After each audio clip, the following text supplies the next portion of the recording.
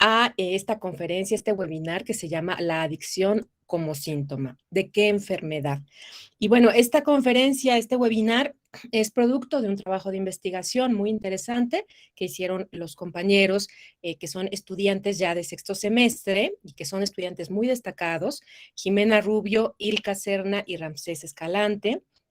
Ellos como equipo se dieron a la tarea de elegir un tema, de delimitarlo, de enriquecerlo con toda la parte teórica, pero también empírica, hacer entrevistas, indagar en el campo y bueno, pues ahora se nos presentan el día de hoy para, bueno, dirigir una reflexión, para pues apoyarnos con esta parte de sus propias reflexiones, de lo que ellos han podido conocer del campo, como sabemos desde el psicoanálisis, es ya sabido, es cosa sabida desde hace mucho tiempo, que cuando nosotros hablamos de adicción no hablamos de un problema en sí mismo, sino hablamos de otros problemas que la adicción expresa. Entonces los compañeros el día de hoy van a poner eso en la mesa de manera muy rica, de manera, pues bueno, además súper padre porque son jóvenes igual que ustedes, los que están acompañándonos, y estoy segura que nos van a dar una mirada muy fresca sobre el tema, muy, muy nueva, muy, pues así como refrescante, como son ellos. Y pues yo les agradezco muchísimo. Los tres son estudiantes muy destacados. Me queda solamente por subrayar eso y pues agradecerles muchísimo. Así que el micrófono es completamente suyo. Bienvenidos. Hola, buenas tardes. Mi nombre es Jimena. Y yo me llamo Ilka. Yo, Ramsés Escalante. Nada, menciono si se escucha bien, o sea, no hay eco o algo así, si no se traba ni nada, o sea, todo bien. Va. Todo bien. Bueno, voy a proyectar pantalla.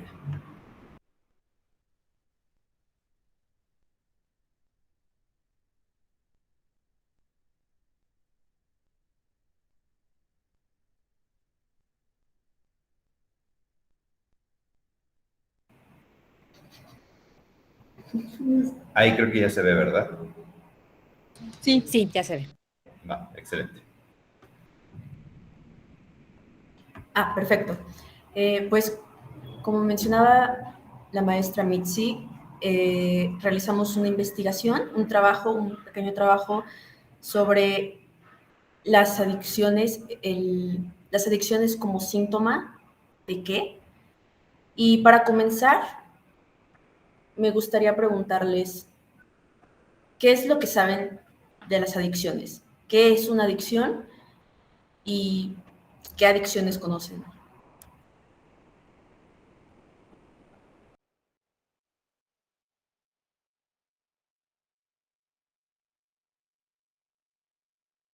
Pues yo creo que una adicción es algo que no puedes, o sea, como que pierdes el control de algo y ya no puedes dejar de consumirlo o de hacerlo.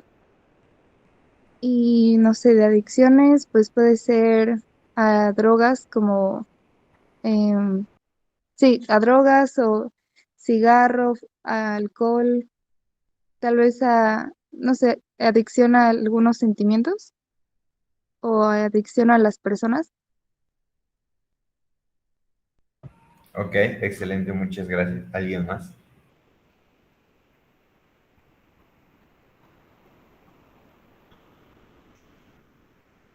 Digo, también cabe recalcar que, o sea, las participaciones, o sea, no hay una verdad absoluta, o hay calificación o algo así, o hay algún juicio, o sea, lo que venga a la mente, o sea, pues todo es válido. Dice C.P. Montalvo, acción repetitiva con la característica de ser nociva al individuo. Ok.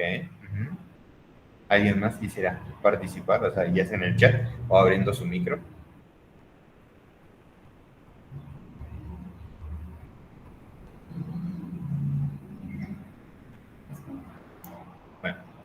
Bueno, pues sí, como sabemos hay muchas concepciones de la adicción. Nosotros para esta investigación nos basamos en el concepto de que la adicción es este hábito de conductas peligrosas o consumo de determinados productos del cual no se puede prescindir o una vez consumiéndolo, resulta sumamente difícil hacerlo por razones de dependencia psicológica o fisiológica. También parte de nuestras palabras clave para la investigación fue síntoma, que es una represión que puede manifestarse como formación de compromiso entre dos exigencias mediante la satisfacción parcial de ambas.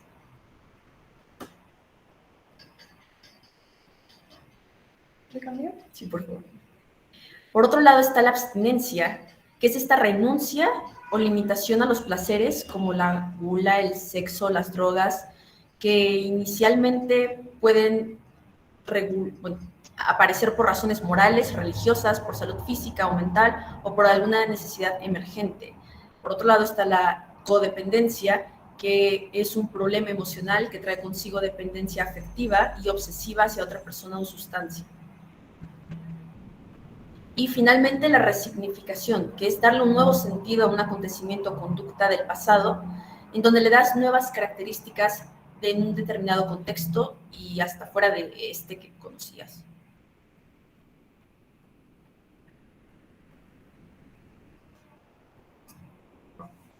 Nuestro problema de investigación fue la relación entre el sujeto y la adicción, y esto nos lo preguntábamos ya que a lo largo de la historia hasta nuestros días se ha visto la adicción como una enfermedad y a la persona que tiene alguna dependencia hacia alguna sustancia, hacia algún objeto, hacia alguna persona, como enfermo o enferma.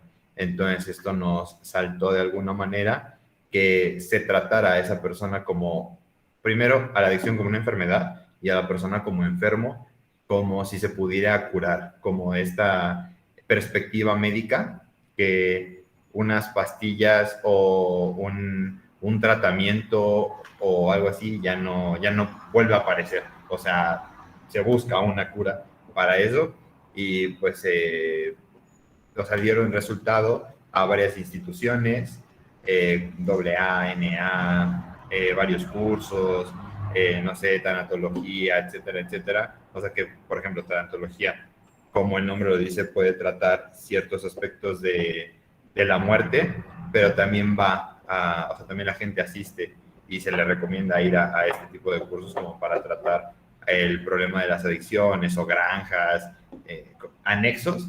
Y entonces pues nosotros cuestionamos o sea, estas metodologías, la ideología que hay detrás de ello y cómo se podía manejar desde una perspectiva de si es una enfermedad, si no, por qué fue tomada así y cómo se procesa para el sujeto, y no solamente para el sujeto que tiene la adicción, sino en su entorno. O sea, no es nada más aislado el caso, sino pues tiene que ver con una sociedad tanto que interpreta, tanto que juzga, tanto que opina, tanto que se involucra en eso. Entonces, pues sí queríamos tomar la perspectiva de la mejor manera posible, las perspectivas de la mejor manera posible y ver qué deparaba. Sí, igual algo que me gustaría agregar un poco a lo que dijo Ramsés es que al momento de pensar el problema, pues sí tomamos mucho en cuenta las formas de tratamiento de las adicciones, porque pues sí, al momento de estar investigando, vimos con que todas estas instituciones trataban a las adicciones como si se fueran a quitar como con ciertos procedimientos médicos y no tanto como el hecho de escuchar pues sí, las faltas que tenían las personas y pues todo el contexto que venía de fondo. Entonces, pues sí, eso era lo que queríamos como que plantear en nuestra problemática de investigación en un inicio. Y bueno, aquí está nuestra justificación y nuestro supuesto. Voy a leerlo. Las adicciones consisten en una búsqueda compulsiva de alguna sustancia nociva para la salud, aun cuando el individuo reconoce los efectos perjudiciales a corto, mediano y largo plazo para su salud, tomando como base la esfera biopsicosocial. En 2020, la ONU expone que 35 millones de personas sufren trastornos por el uso de drogas. Y bueno, el supuesto es que mediante la teoría y la terapia psicoanalítica las personas sufren cambios importantes en su existencia que revelan que la adicción no es el problema en sí, sino el síntoma. Y bueno, conjunto a todo esto de nuestra justificación y nuestro supuesto, nace la pregunta de por qué la adicción sería un síntoma y no nuestro problema central. También, o sea, cabe mencionar que, cosa como dice justificación, o sea, no va solamente hacia un tema que dijimos, pues, estaría chido investigar, sino que en el 2020, a comparación del 2017 que se hizo, o sea, que la ONU hizo este consenso, aumentó un 15.6 o 7%, no me acuerdo si era 0.6 o 0.7, de aumento hacia el 2020. O sea, en el 2020 aumentó ese 15.6, 0.7%, el cual sí, o sea, representa y representaba una problemática a la cual ponerle atención, y pues nosotros decidimos investigar desde el psicoanálisis. Ahora, ¿cuál era nuestro objetivo? Era como conocer esta relación existente entre la adicción y el sujeto.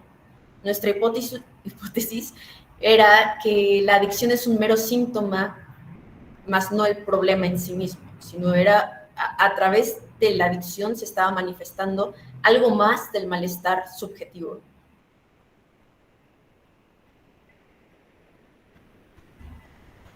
De la metodología, o sea, de metodología decidimos utilizar la fenomenológica. La fenomenológica porque nos interesaba tener las diferentes perspectivas, las experiencias y la subjetividad en lo cualitativo. No nos preocupaba más bien hacer como consensos, números o algo así, sino la experiencia, justamente, pues, psicoanálisis. La entrevista a profundidad, queríamos ver cómo las personas nos contaban, cómo tomaban las diferentes adicciones que presentaban, ya sea de las personas en sí mismas o de alguien más que podían conocer. O sea, nuestro principal target para las personas que entrevistamos era que tuvieron una adicción, la trabajaron ya sea mediante terapia o alguna de estas instituciones, cómo viven ahorita y cómo salieron y qué es lo que han podido resignificar, qué es lo que han podido pensar, qué es lo que han reflexionado acerca tanto de su pasado como de su presente y cómo llevan su vida, cómo se hacen responsables en el día a día. Análisis de la información recabada fue lo siguiente que hicimos después de estas entrevistas, y pues la conclusión. Y bueno, entre los casos que entrevistamos con otras personas, elegimos estos dos. Y bueno, el primero fue individuo femenino que relata su adicción al cristal y cómo se introdujo en todo este ambiente destructivo, como ella lo dijo, y su proceso de rehabilitación a lo largo de 2 años. Y bueno, de igual forma describe sus vínculos familiares y la manera en la que ella se percibe adicta a lo largo de toda la entrevista. Y el caso 2 es un individuo masculino que relata cómo es su acercamiento con diferentes sustancias, particularmente el cannabis, y bueno, su impacto que ha tenido en su vida cotidiana, como el consumo regular. Y bueno, en este momento, o sea, aparte de la descripción en general, si tomamos estos dos casos de ejemplo para platicárselos, o para a grandes rasgos, no vamos a, así como, a platicar todo el caso y los detalles, pero sí nos gustaría que tengan una idea de cómo pasó la entrevista y cómo fue dirigiendo la investigación en general a partir de, o sea, de la información que obteníamos aquí. Entonces, del caso 1. Sí. Bueno, aquí ya nos gustaría entrar más en el análisis de los casos y cómo esto se conecta con nuestras hipótesis de la investigación. Bueno, el caso que entrevistamos fue un tanto fuerte y laborioso porque describía tanto sus vínculos familiares con sus vínculos al relacionarse con sus parejas y ella mostraba cierta falta en vínculos con su mamá y con su papá porque ella decía que se sentía abandonada y se sentía, ella lo decía que sentía que estaba siendo cuidada por niños porque sus papás eran muy jóvenes. Y cuando tiene esta relación que la acerca a la sustancia que era el cristal, empieza a sentir que esta falta que ella tenía con sus padres se estaba de cierta forma como llenando con la pareja con la que estaba, porque ya no estaba tanto tiempo en su casa. Cabe mencionar que era una persona menor de edad en ese momento en el que estaba pasando por toda esta situación. Entonces, bueno, pues tuvo ciertos episodios en donde ella tuvo riesgo de perder la vida por esta desconexión de la realidad en varias ocasiones. No fue hasta un momento en el que ella relata que se enteró que estaba embarazada y ahí fue cuando la significación de su adicción fue cambiando porque ahora ella se sentía como la que tenía que cuidar de alguien, ¿no? Entonces, pues ahí es en donde empieza todo este cambio que pues igual se nos hizo muy interesante que pues sí, que podíamos analizarlo con nuestra hipótesis. Ok, bueno, del caso 2, como vimos, se trata de un individuo masculino que tenía principal adicción al cannabis. Mencionaba tener adicción a las dos, dependiendo sea cannabisativa o cannabis índica, dependiendo la situación por la que estuviera pasando. Mencionaba que tenías como un guardadito de ya sea de la cannabis índica o cannabis sativa.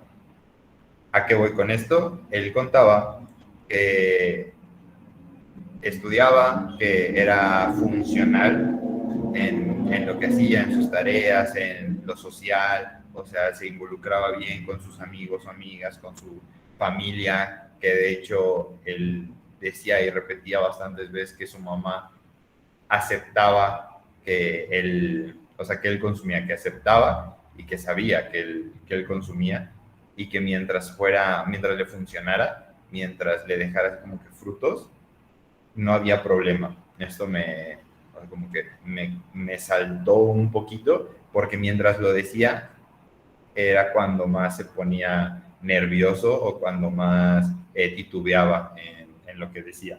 Pero pues bueno, mencionaba que para hacer las tareas, para hacer los trabajos, incluso para ir a fiestas, no ocupaba alguna otra cosa más que consumir.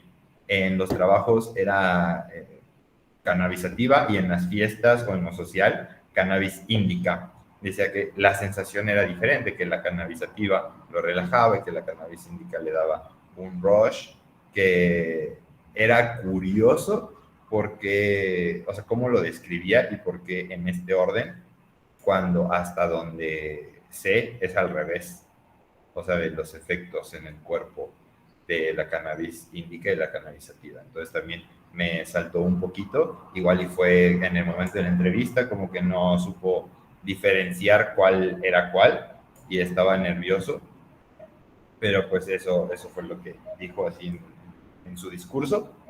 Y bueno, consumía en la escuela y en la tarea para que se le aligeraran las cosas y para hacerlo más rápido. Como no sentía la presión, como no sentía estrés, como no había esta angustia de que tengo que entregar, de que tengo que sacar cierta calificación y solamente cito, hago lo que tengo que hacer sin pensar, era fácil. O sea, le hacía digerible un lugar en el que no quiero estar.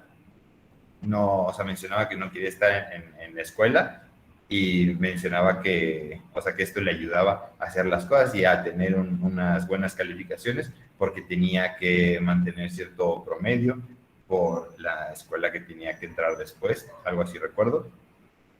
Ya después pasamos a lo de las fiestas y dice que como le daba un rush el otro tipo de cannabis que decía él era índica, no sentía las pláticas largas, no sentía las pláticas pesadas, no sentía como que el juicio de las otras personas al acercarse, sino solamente se acercaba y ya, aparte de que veía la marihuana como un objeto para compartir, como un objeto de unión en el que puedo entablar una relación con el otro, con minúscula, o sea, con la otra persona.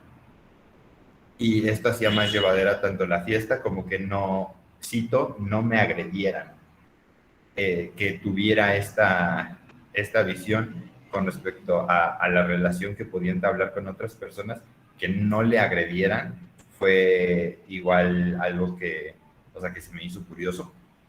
Entonces, pues ya teniendo esta, o sea, esta información y también con lo de su madre que sabía y que aceptaba que consumía mientras, siempre y cuando fuera funcional en todas sus actividades, como que pues, estaba bien, le daba el visto bueno, como que tenía el permiso de.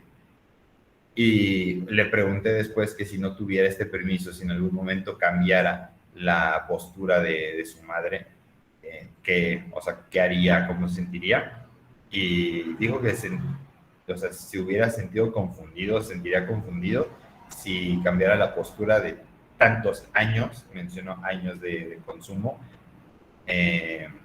no diario, pero así como eran de 5 a 6 días a la semana de que consumía, entonces de este cambio tan repentino de años y que de pronto se lo prohibieran, como que sí le causaría cierta extrañeza, pero más que nada como que enojo, que porque no le dice en algún momento si le molestó y porque tienen que cortar como de tajo el acuerdo.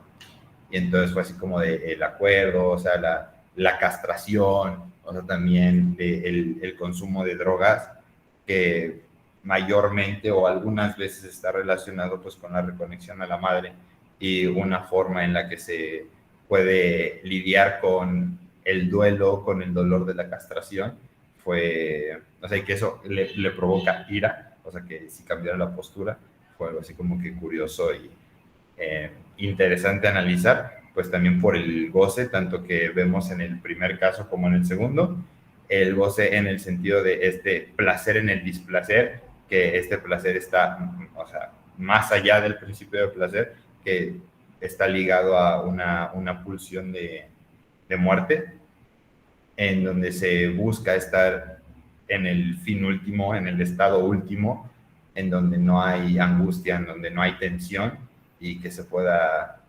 estar o no estar en el mayor placer que, o sea, que pueda haber. Sí, algo particular de ambos casos que, digo, o sea, son situaciones completamente diferentes, pero compartían que cuando estaban en estos episodios de desconexión con la realidad, se sentían con más control que cuando estaban en sobriedad. Entonces, pues bueno, es igual, pues es como muy interesante analizarlo desde el punto en el que, ¿por qué necesitan sentir este control cuando están de cierta forma desviando pues emociones que probablemente no pueden sentir en ese momento? Exacto, o sea, tomando en cuenta de que la droga es aquello que rompe el matrimonio del cuerpo con o sea, con ese goce fálico.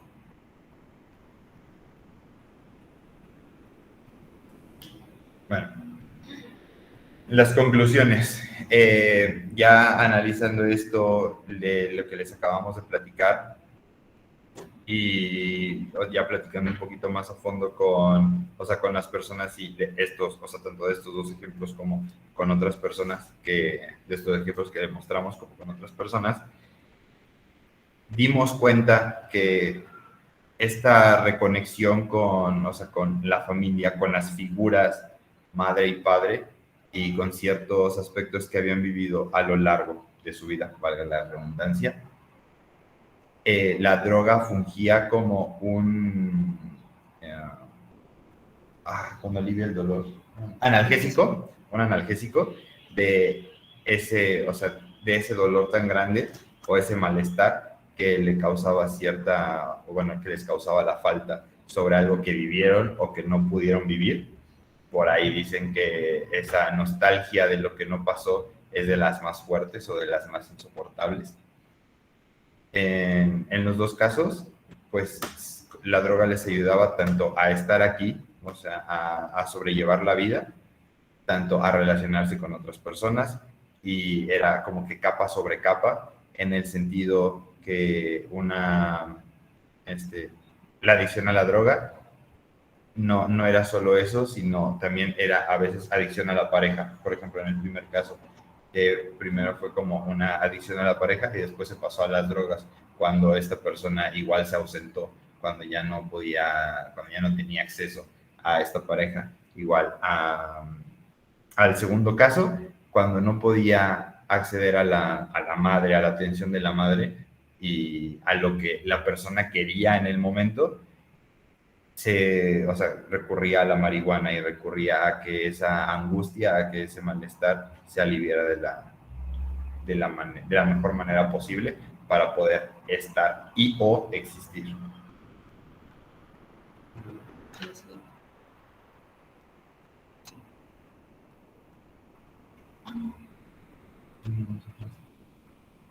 Y bueno, ¿cómo funge el psicoanálisis en el tratamiento de las adicciones? Va a partir de distintos puntos, pensando que primero se abarca la palabra, que es todo esto que el sujeto pronuncia o acota sobre su historia, dándole sentido y creando justo un sentido a este malestar que lo está quejando. Después, lo que comentaba Ramses de la falta. La adicción funciona como un tapón en donde el sujeto evita preguntarse por su deseo, y esta droga es un remedio, esta droga o conducta repetitiva, esta adicción, es un remedio para el sufrimiento intolerable que es la castración. O sea, este momento en el que se rompe el vínculo o se fractura el vínculo con la madre es tan doloroso que es necesario tapar ese sufrimiento con un poco de placer, de goce. ¿Y en qué momento la persona adicta recurre a terapia o va a análisis o busca ayuda? Pues justo es en el momento en el que esta droga ya no anestesia su dolor y el consumo ya no está cumpliendo la misma función de analgésico. Entonces, la satisfacción que procura la intoxicación requiere del silencio de la palabra para entonces manifestarse a través de estas conductas repetitivas y dañinas para sí mismo. También, ¿ya estuvo de la adicción? ¿La palabra? Sí, ok. Retomando lo de la palabra adicción, que no hay dicción, no se dice, o no es que no se diga como si estuviera prohibido, sino no hay algo que estructure tanto en el diálogo como en el yo, ser adicto. Cuando se dice adicto, la identificación con con lo que te afecta lleva a pensar, o sea, tanto ya sea de la sociedad, tanto internamente como que yo soy el problema y tengo que, o sea, tengo que curarme, que es justamente lo que cuestionábamos hace un rato, que no es que se tengan que curar, sino son cosas que, o sea, que se tienen que trabajar, que se tienen que palabrar, que se tienen que concientizar para aceptarlas, para poder resignificarlas. No es solamente como que mágicamente digo, pues le quiero dar ahora este sentido a la droga o le quiero dar este sentido a esta situación que estoy viviendo, sino si tiene que haber un trabajo terapéutico en, en donde si se quiere trabajar con esto, en donde si ya es un problema, en donde ya la persona busca eh, lidiar con la sensación de malestar, es, o sea, es vital llegar con esto mediante la palabra, a enfrentarnos a ese dolor y de ahí partir para ver de qué, o sea, qué se desprenden, qué ramas se desprenden, para de ahí poder ver qué se puede hacer en la resignificación. Y para esto, ¿cómo podremos identificar una adicción? ¿Cómo sabemos que comenzamos a tener comportamientos adictivos? Sabemos que las adicciones van desde fumar cigarro, fumar marihuana, el juego, La ludopatía, y como también relaciones, la forma en la que te puedes relacionar con alguien puede ser de manera adictiva, que necesites de la otra persona. Comportamientos repetitivos que no sean saludables. Exactamente, estos comportamientos que ya empiezan a afectarte de alguna manera. Y cómo saber identificar, en primer lugar, una adicción, pero antes de la adicción, cómo saber que nuestros comportamientos están siendo ya repetitivos y nocivos para nosotros u otros. Y para esto pregunto, ¿ustedes identifican alguna conducta, algún comportamiento que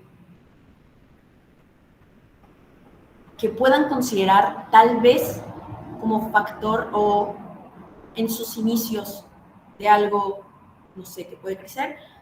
Yo pensando y yo considerándolo, hablando desde mi perspectiva, creo que el pensar como estar con ciertas personas como constantemente como un impulso para hacer otras cosas, otras actividades, o sea, la necesidad de alguien para hacer esto, parece que podría ser como el inicio o algo que tendría que observar por si posteriormente incrementa en algo más. Y entonces la pregunta va a ustedes, ¿pueden detectar algo en donde se cuestionarían, ¿podría ser esto una adicción?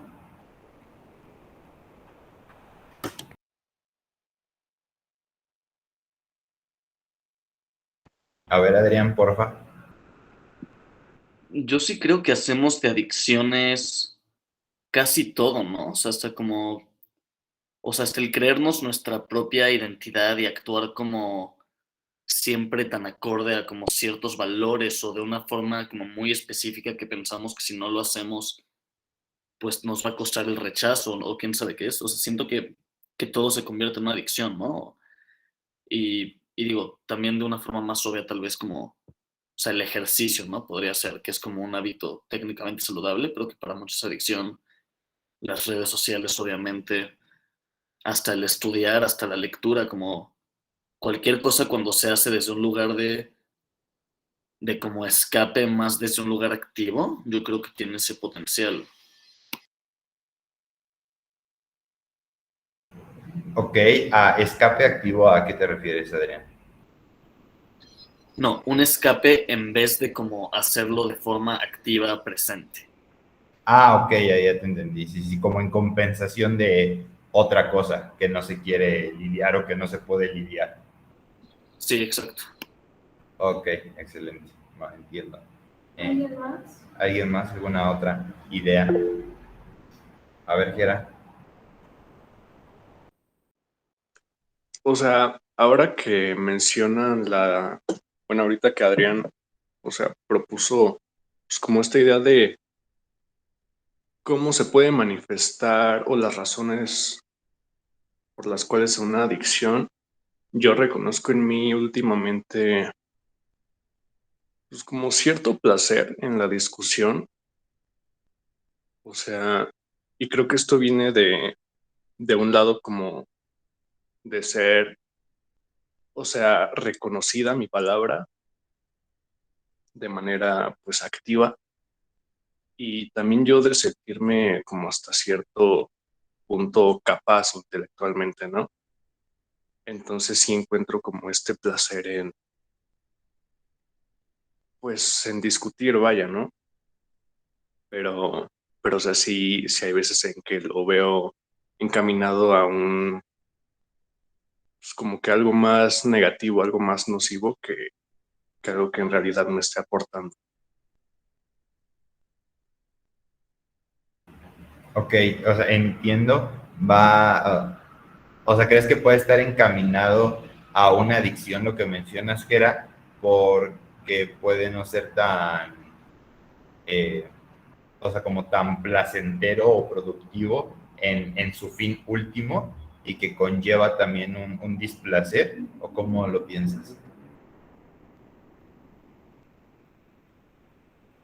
O sea, lo veo nocivo en tanto que las razones por las que me da placer son, por así decirlo, faltas, ¿no? Que tengo, o sea, como hay algo detrás, ¿me explico? Sí, sí, sí, claro. Sí, y pregunta Cepe Montalvo en el chat que, por ejemplo, fumar un cigarro al día, los 7 días, ¿es adicción? O como mencionan, juntarse con otras personas si es diario, ¿es adicción? ¿Qué puede dar una pauta? Pues cuando lo haces en una... Cuando empiezas a hacerlo y ya forma adicción es cuando empiezas a más bien como a quitar ciertas cosas que eran importantes o que son importantes y en lugar de eso empiezas a hacer esto de una manera, pues sí, compulsiva y que no te deja, pues, o sea, que más bien lo haces, pero no porque te traiga algún tipo de beneficio activo, sino como es algo que lo tienes que hacer porque necesitas hacerlo, es necesidad hacerlo. Entonces tú puedes decir, bueno, me como un cigarro al día, todos los días, pero este control, este sentimiento de control no lo tienes. Yo creo que ahí ya sería cuando empieza una adicción, ¿no? Y, o sea, también sería pensar, cuestionarnos en general, qué es eso que me lleva a, en este ejemplo, fumar. Ah, pues me lleva a fumar, voy a poner un ejemplo, o sea, no con esto que estás mencionando Montalvo específicamente, sino no pues igual y yo, Ramsés, fumo cuando tengo mucha carga en el trabajo, por decir algo. Ah, pues cuando tengo mucha carga en el trabajo, puedo ya sea hacer eso que, o sea, que tengo que hacer o no lo hago. Y el cigarro me ayuda, o sea, es una herramienta para aliviar o sea, este malestar. Y si no lo hago, o sea, si no lo llevo mediante este método, mediante fumar, no me siento a gusto y no puedo seguir con mis cosas. Y aún si no lo hago, puedo llegar a sentir, no sé, o sea, fiebre, muchísima más ansiedad, lo que pueden llamar como el síndrome de abstinencia. O sea, si es una necesidad tan así y que puede causar ciertas enfermedades médicas, fisiológicas, o sea, ya sea en los pulmones, cáncer o neumonía, etcétera, y aún así no se puede dejar de fumar y aún así es como que imperativo este deseo, pues se puede hablar de una adicción, o sea, de que en el displacer se encuentre placer, que este placer sea tanto que vaya más allá de solo sentirse bien, sino de que me siento bien sintiéndome mal. Sí, es importante como es muy delgada la brecha entre una conducta nociva y una adicción. Pensando en lo que decía Gerardo,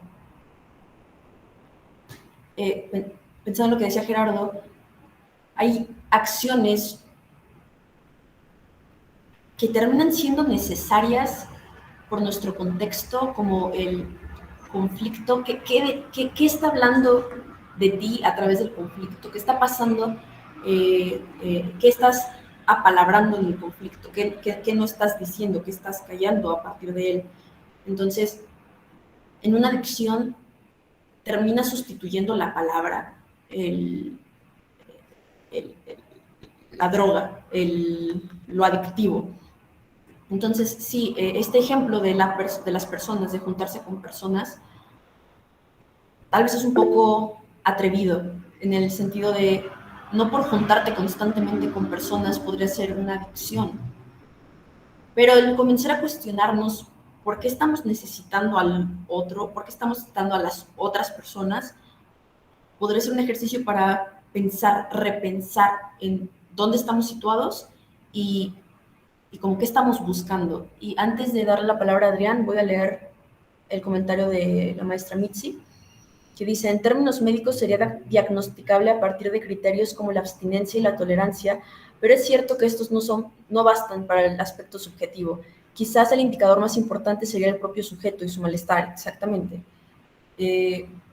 Adrián, adelante.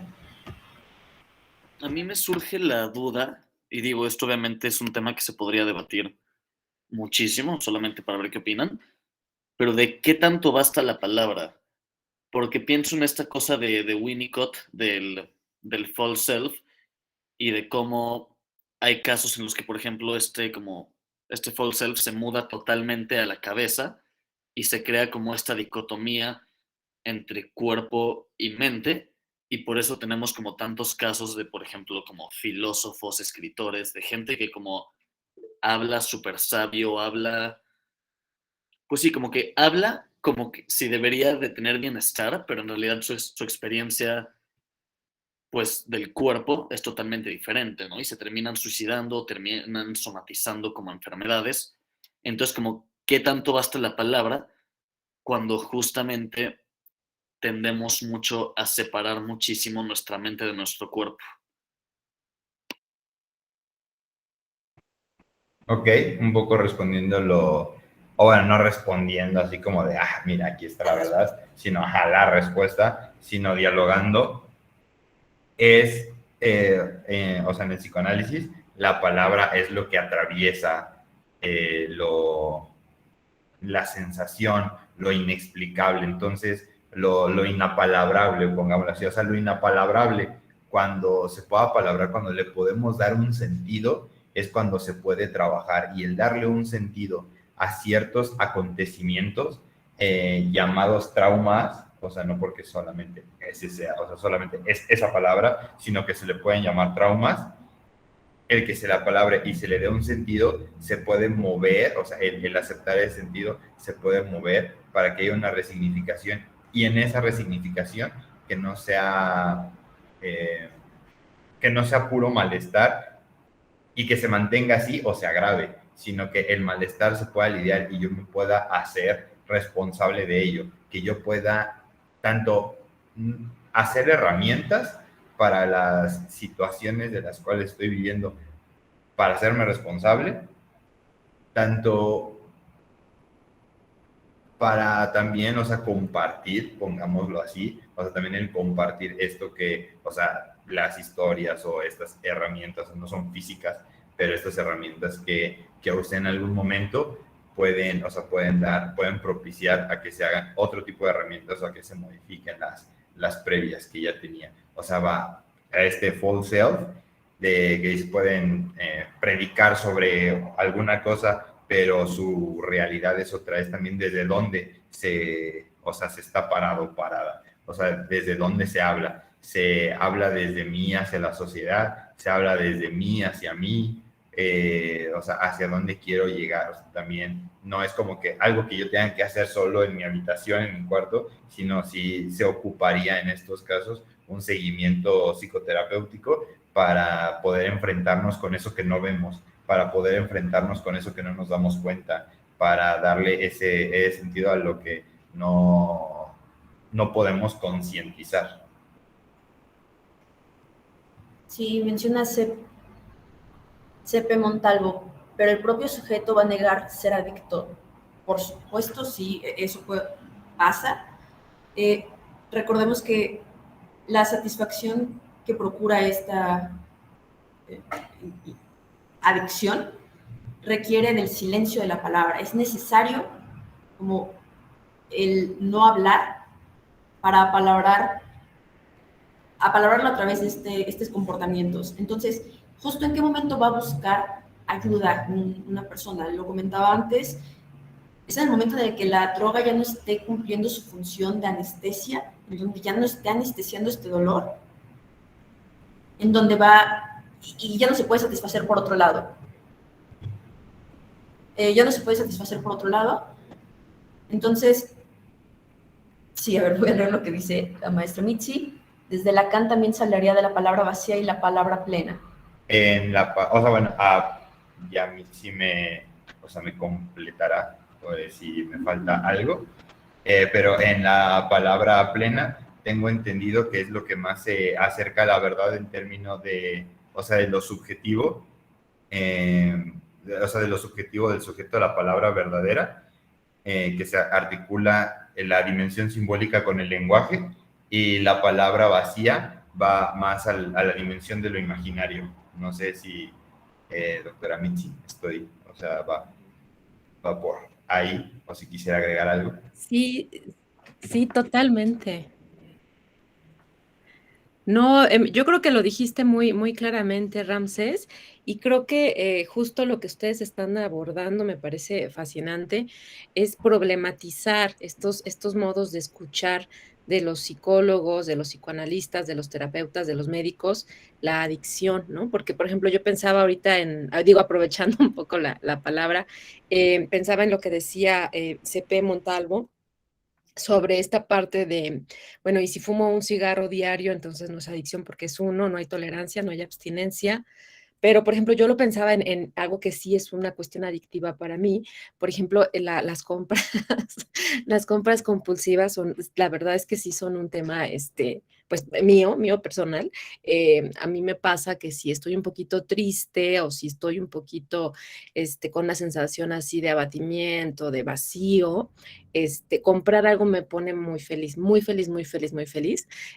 Ahora sí que ya entramos en el momento del balconeo, no sé si era ahorita o, o no era, pero bueno, ya me balconé, me pone muy feliz. Y entonces eso no lo hago diario, por ejemplo, Montalvo, ¿no? O sea, no, yo no lo hago todos los días, no todos los días compro algo, pero, o sea, es decir, algo inútil, ¿no? Porque, bueno, puedo comprar un café, una comida, ¿no? Pero eso no es lo que me hace feliz. Me hace feliz comprar algo que no necesito, ¿no? O sea, algo que sale un poco de lo habitual, de lo necesario, ¿no? Entonces, qué sé yo, por ejemplo, me puedo comprar unos zapatos y entonces es algo que no es necesario y me pone muy feliz y a lo mejor no lo hago todos los días, ¿no? A lo mejor lo hago, no sé, cada semana por ahí o depende, ¿no? Con cómo vaya la vida, pero entonces yo puedo decir, no, bueno, pero no es adictivo porque lo hago de vez en cuando. Sí, pero me angustia. O sea, el punto es ese. Creo que también esto que ustedes comentan, Ramsés, esto que han dicho ustedes, que ya lo han dicho, es esta imposibilidad de poder expresar con palabras qué me está pasando, por qué me siento así, cuál es esta sensación de vacío que lo primero que hago es ir y comprar. Y hay otra gente que necesita consumir, por ejemplo, ciertos alimentos, ¿no? Por ejemplo, o sea, una dona o un chocolate, ¿no? Entonces, o sea, esta sensación que a lo mejor no es diario, que a lo mejor no es todo el tiempo, que a lo mejor, pero la adicción no pasa tampoco por ahí. Y esto que decían los compañeros y que hablabas también, Ramsés, sobre la palabra plena y la palabra vacía, justo la palabra vacía está en el imaginario, ¿no? Bueno, pero necesito unos zapatos porque miren que es la moda, ¿no? Y uno se puede justificar de muchas maneras, o el cigarro, porque esta es la hora del día en que termina de comer, entonces, pues es cuando toca, ¿no? El cigarro.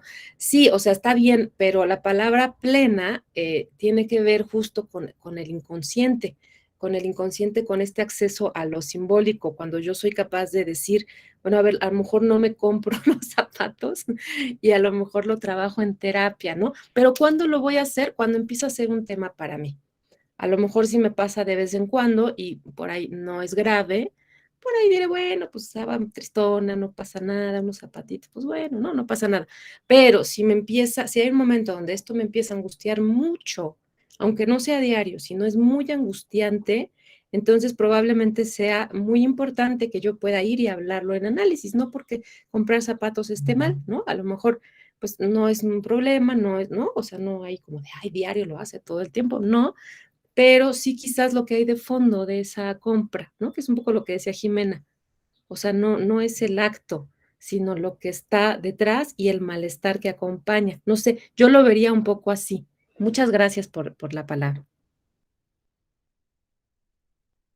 Sí, no, para nada. Muchas gracias, Mitzi. Sí, Adrián. Es que, no sé, por ejemplo, yo mi peor adicción es sin duda el celular, ¿no? Y yo he tomado muchos años de terapia, entonces como que, o sea, yo puedo identificar que como el pasar tiempo en mi celular es justo porque me cuesta mucho trabajo enfrentar el que la realidad me está exigiendo cosas, ¿no? El que yo tengo cosas que hacer, el que yo tengo cosas que cumplir y me siento angustiado y me siento presionado, entonces el celular pues, es el escape más, pues, más fácil y más directo y así. Y como de hecho un ejercicio que hago es como, luego me cacho compulsivamente usándolo y digo, no lo voy a usar, pero luego siento que tengo muchas ganas y como intento usarlo consciente, ¿no? De que, bueno, yo sé que estoy escapando de esto, pero lo quiero hacer, entonces lo hago. Pero entonces como que, es que sí, la palabra, como lo estoy apalabrando, tal vez también porque no es como algo que me afecta muchísimo, ¿sabes? No es algo que me está como matando y dañando el cuerpo y que me deja mal, entonces como no hay necesariamente esta como urgencia de pararlo, por lo que no también como que me veo en la necesidad de hacerlo, pero como, entonces sí, ¿qué conlleva? Pues sí, como qué conlleva la palabra plena entonces, ¿no? O sea, ¿qué significa en sí la palabra? Porque tiene que ser una vivencia como súper integral, ¿no? Justo para que integre lo subjetivo y no sea solamente pues el mero decir cosas. Hasta donde tengo entendido, la palabra plena que, o sea, va a la dimensión de lo simbólico, o sea, atravesado por el lenguaje, va a esta, no sé si coherencia esté bien utilizada la palabra, pero va a esa verdad de que yo soy coherente con lo que estoy sintiendo, con lo que pienso y con lo que hago. O sea, del no mentirme en sentido de que siento mucha angustia. Híjole, pues igual y sí, pero yo creo que es más, como, no te voy a decir algo, una tontería, así como yo creo que esa angustia puede ser porque no dormí bien, entonces ocupo dormir 12 horas y en eso me levanto ya a comprar o sea, a comprar las cosas que se me aparezcan en Amazon y en eso ya me va a poner así bien, ya voy a estar chido y ya puedo hacer las cosas que, o sea, que me faltan hacer. Y en eso, cuando llega el momento de hacer las cosas que me faltan hacer, no me siento ni preparado y no me siento con ganas y bla, bla, y puede que se pueda repetir como que este comportamiento. O sea, yo no estoy aceptando el malestar, el sentimiento, la emocionalidad de lo que me acontece, lo trato ya sea de maquillar o trato de ver por lo imaginario, de justificarlo para, o sea, para salirme por la tangente y no hacerle frente a eso que causa una angustia o un dolor o un malestar. O sea, no, le saco la vuelta. No me enfrento a ello, no pienso por qué es, no pienso de dónde nace, no pienso que, o sea, por qué estoy actuando como estoy actuando, o sea, no lo estoy cuestionando, no le pongo palabra y entonces sigue ahí como en o sea, como secundariamente, aunque yo no me dé cuenta, ahí sigue y pues no lo trabajo. Entonces, o sea, va más hacia ese sentido. No sé si respondí tu pregunta. Va. Sí, justamente el trabajo terapéutico no termina en la palabra, no es llegar a la palabra, sino la palabra es el comienzo, parte del comienzo, en donde una vez apalabrando es responsabilizarte de, ok, ya ubicaste qué está pasando, ya ubicaste pros, contras o como lo quieras ver, pero a partir de ello, ¿cuál es tu posición sobre esto? Como, ¿quieres continuar en este ciclo del malestar, en donde sabes que con esto lo compensas por un rato, o quieres hacer algún cambio? Y eso ya es parte del trabajo de que, bueno, justo está la presentación.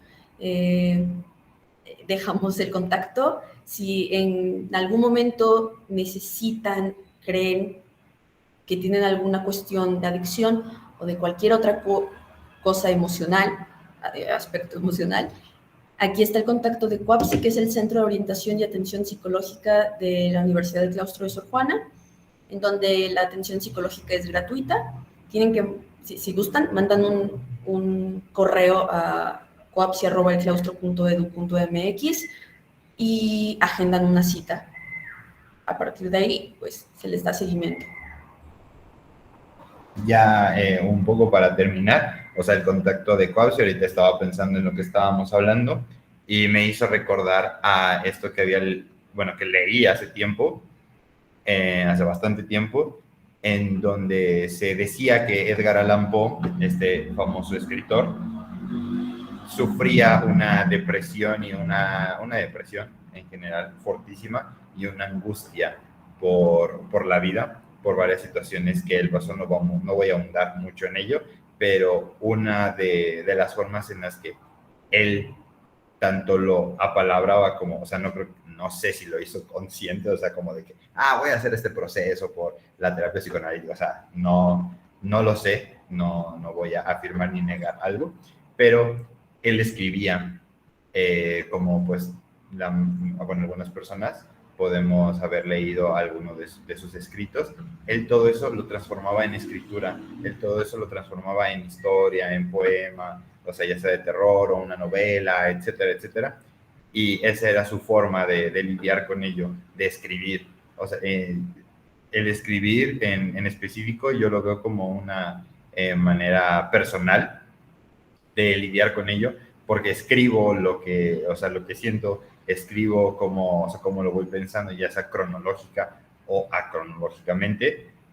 Le pongo esa palabra y no solamente me quedo en la contemplación, sino, como dice mi compañera Jimena, ya vi que, o sea, por dónde puede ir, voy a trabajar en ello, voy a ver qué onda, voy a hacerme responsable, voy a hacer algo con respecto a ello para ver qué más sale para poder trabajarlo y trabajarlo y trabajarlo. O sea, también no es como que ya lo trabajé una vez, pues, no sé, 6 meses y pues yo creo que ya está, sino pues van saliendo más cosas y aunque vayan saliendo más cosas así como que internamente, o sea, también el mundo afuera no se va a parar, entonces siempre van a ir saliendo ciertos malestares, ciertas cosas que podemos hacernos responsables de ello, pues con este trabajo que es lo que se busca, tanto con la investigación que hicimos como en general. Y pues creo que eso sería como que todo. No sé si quieran agregar algo.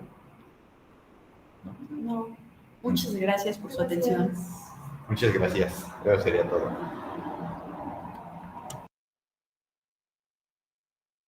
Muchas gracias, estuvo muy interesante.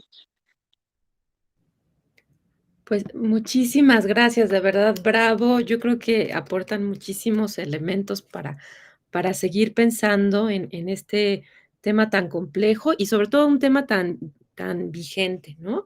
Creo que todos por ahí, ojalá nos llevemos esa reflexión de qué cosas hacemos.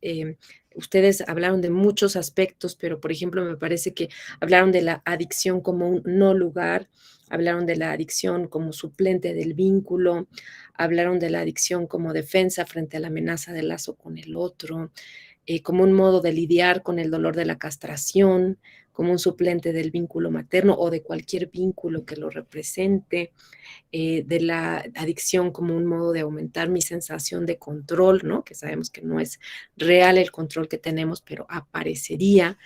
Y bueno, también esta parte de la adicción como un tapón, donde el sujeto evita preguntarse sobre el deseo. Fíjense cómo ustedes han abierto una serie de temas que complejizan el tema de las adicciones, que lo vuelven pues un poco más real y menos acartonado y estereotipado de lo que a veces sí lo vemos trabajado en otras perspectivas, quizá las médicas, por ejemplo, y que bueno, tienen su razón de ser porque hay que hacer diagnósticos, hay que atender personas a nivel masivo, pero creo que lo que ustedes han planteado hoy, pues sí nos abre muchísimos elementos para pensar y seguirnos pensando, y bueno, definitivamente esta idea de la palabra plena, ¿no? Y de cómo se da en el psicoanálisis en particular, porque justo tiene que ver con aquello que no quería decir, ¿no? Con aquello que no estaba esperando decir, aquello que quería taponear, pero salió, ¿no? Que se fue, ¿no? En el lapsus, en el sueño, y que, bueno, que me habla de eso que estoy taponeando. Entonces,